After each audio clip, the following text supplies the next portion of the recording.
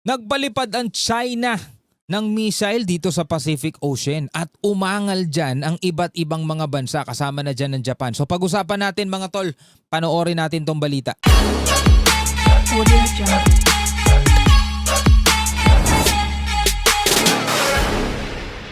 Alright, welcome ulit sa ating bagong video, reaction, review, commentary, opinion, criticism at kung ano-ano pa. Bago natin to simulan, syempre huwag mong kalimutan mag-subscribe. Click mo na rin ang notification bell para ma-notify ka whenever na may mga bago tayong reaction video tulad nito. So ito ang balitang pag-uusapan natin mga tol. Nagsagawa ang China ng long-range ballistic missile test mula sa isang submarine sa Pacific Ocean, sa dagat Pasipiko mga kapatid, no? At yan ay inangalan o umangal ang iba't ibang mga bansa. Ang China ay nakapag-abiso naman daw sa kanilang gagawing test, pero yan ay kinundina at binatikos ng ibang mga bansa. So pag-usapan natin to mga tol, dalawa ang channel na ating panonoorin ngayon. Unahin muna natin tong Net25. Ngayong araw ng long-range ballistic missile test mula sa isang submarine nito sa Karagatang Pasipiko. Ayon sa Chinese People's Liberation Army o PLA, pinalipad ang strategic missile na may dalang dummy warhead nang may pataas sa direksyon na tumama sa designated waters. Bahagi umano ito ng annual military training schedule ng China. Binigyan din naman ni Chinese Foreign Ministry spokesperson Mao Ning na hindi target ng missile test ang alinmang bansa at anyay na ibigay ng alam o na ipagbigay alam sa mga relevant nations ang naturang aktibidad. Hindi target ng ng China ang alinmang bansa. Yan ang sinasabi nila mga tol. Pero same ng kanilang ginagawa kapag ka nagpapalipad ng missile. For example, itong nakaraan, di ba, nagpalipad ng missile ng Pilipinas mula sa saan ba to? Bandang Mindanao yun no? Papunta rito sa sa isang lugar naman dito sa Luzon, di ba? Inangalan din nila. Umangal sila doon mga tol, hindi naman sila ang target. Pero ngayon, ginagawa rin nila yan. Kaya nga ito yung sinasabi natin na maraming ulit Kumbaga, tinututulan ng China ang ginagawa ng ibang bansa na ginagawa din naman nila. Halimbawa, yung mga balikatan exercises natin, mga bilateral exercises natin, multilateral exercises natin kasama yung iba't ibang kapanalig natin, mga kaalyadong bansa. Tinututulan nila yan. Samantalang ginagawa din naman nila yan kasama ang Russia, kasama ng ibang kaalyado nila. Kaya nga sa tawag, sino bang nagsabi nito? Classic hypocrisy, sabing ganon. For more detailed question, I would refer you to the relevant authorities. What I can tell you is that this was a routine military training activity. It was not directed at any specific country or target, and relevant countries were notified in advance. And it was conducted in accordance with international law and established international practice. The relevant launch activity was carried out in a safe, standard, and professional manner throughout. And we hope relevant countries will not overinterpret the exercise. Ayun, umaasa sila ng ganun. Samantalang nag-overinterpret din sila dun sa mga exercises natin. Samantala, kinundina naman ng ilang bansa ang pagpapalipad ng China ng missile. Ayon kay Japanese Chief Cabinet Secretary Minoru Kihira, nakatanggap ang Japanese government ng abiso mula sa China na magpapalipad ito ng missile kaninang umaga. Ngunit bilang tugon ay nagpahayag ang pamahalaan ng Japan ng pag-aalala kaugnay nito. Kinumpirma naman ni Kihara na walang natamaan o nasirang barkong pandigma ng Japan. Patuloy din ang kanilang pagmamonitor ng naturang drills. Maging ang pamahalaan ng Australia, kinumpirma rin na nakatanggap ito ng abiso mula sa China kaugnay ng missile test. Ngunit ayon kay Australian Foreign Minister Penny Wong, ang naturang drills ay masasabi na susulang ng destabilization sa rehiyon. Kulang din umano sa transparency and reassurance sa military test at anyay bahagi ito ng rapid military build-up ng China. Ooh.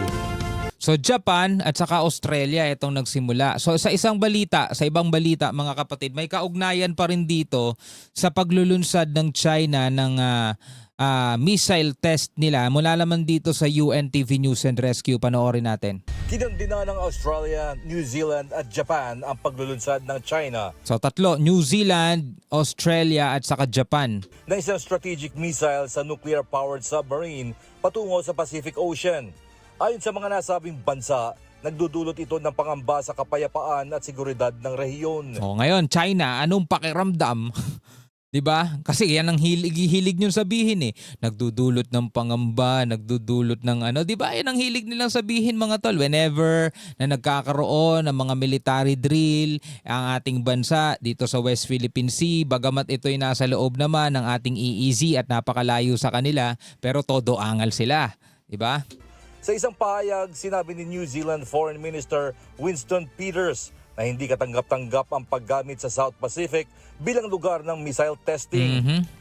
Git nito, hindi dapat maging entablado ang rehiyon para sa kompetisyong militar ng mga malalaking bansa, lalo't ang missile ay pinakawalan sa loob ng South Pacific Nuclear Free Zone. Nuclear free zone.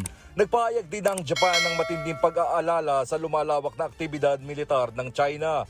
Nanawagan din ng Tokyo sa Beijing na muling pag-isipan ang pagsasagawa ng mga ballistic missile test sa rehiyon. Ayon naman sa Australia, bagamat nabigyan sila ng paunang abiso ng China, nananatili pa rin nakakabahala ang sitwasyon para sa rehiyon lalo't kasabay ito ng patuloy na pagpapalakas ng kakayahang militar ng Beijing. So pinatotohanan naman nila yung sinabi ng China, sinabi ni Mao Ning na nagbigay naman sila ng abiso sa mga relevant countries. Pero hindi porket nagbigay sila ng abiso, ibig sabihin na hindi na sila makakarinig ng mga ganitong pagkondena. Magkaiba kasi yung nagpaalam ka at yung pinayagan ka, 'di ba? O yung hindi ka tinutulan. Kasi ganun din sila mga tol eh. Bagamat alam nila na taon-taon naman meron tayong balikatan exercises katulad nitong pinasasabi nila na bahagi daw to ng annual military exercise nila. 'Di ba? Meron din tayong annual balikatan exercises pero taon-taon din nilang tinututulan. 'Di ba? Taon-taon nilang kinukondena, taon-taon nilang binabatikos. At the same time, mga kapatid, habang nagsasagawa nga tayo ng mga balikatan exercises, nakamatsyag sila sa di kalayuan. O minsan malayo talaga kasi natatakot silang lumapit, pero ang totoo mga tol, talagang tinututulan din nila yung mga ginagawang military exercises ng ibang bansa. 'Di ba? Sabi nga ganoon eh, wag mong gawin sa iyo o wag mong gawin sa iyong kapwa yung mga bagay na ayaw mong gawin sa iyo. O ngayon, natutuwa kaya sila na merong bumabati ko sa mga pinaggagawa nila? Halimbawa na lang, etong nagpalipad sila ng long-range missile dito sa Pacific Ocean. O, kinukundina sila ng iba't ibang mga bansa, New Zealand, Australia, Japan. Natutuwa kaya sila? Sasabihin nila, wag naman daw i-overinterpret. Di ba ugali din nila yon?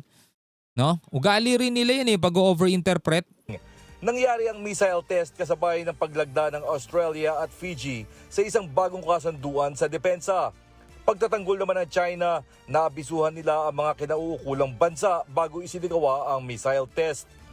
Git nito, ligtas, profesional at alinsunod sa international law ang kabuuang proseso. Kinikilala pala nila international law? Gumagalang pala sila sa international law? Ang isinagawang launching.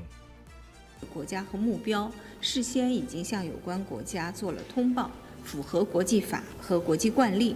有关的发射活动始终保持安全、规范和专业操作。 So ngayon gumagamit sila ng international law. Sinasabi nilang sang-ayon naman daw sa international law. Kapag alam mo yon, kapag meron silang gina-justify na mga bagay na mga ginagawa nila, sinasabi nila ito'y ano naman daw, hindi naman against o ito'y pasok naman daw sa international law, sumusunod naman daw sa international law. Pero kapag sila ang gumagawa ng kabalbalan, 'di ba? Halimbawa na lang yung mga ginagawa nila mga tol na pagtatayo ng mga artificial island na labag sa international law, yung ginagawa nilang paggitgit, paghabol, pag-water cannon sa ibang mga bansa na nasa labas naman ng kanilang teritoryo at nandoon sa loob ng kanilang inaangkin kahit wala naman silang batayan at mismong international law na nga ang tumututol sa kanila, tila ba sila ang mas mataas kaysa dun sa batas. Kita niyo kung paano nila pinabaluktot, binapaikot lahat-lahat ng mga bagay, no? So ngayon mga kapatid, ano ang inyong masasabi tungkol dito sa pagpapalipad ng China, no, ng kanilang long range missile? Bagamat wala naman tinamaan, oo naman. No, sabihin na natin sige karapatan nila yan. Pero eto lang kung sila nagagawa nila yon at ayaw nilang may umaangal sa kanila, wag din silang aangal kapag yung ibang bansa ay nagsasagawa din ng kanilang mga sariling exercises. Yun lang yun. Alright, hanggang sa muli mga tol. Peace out.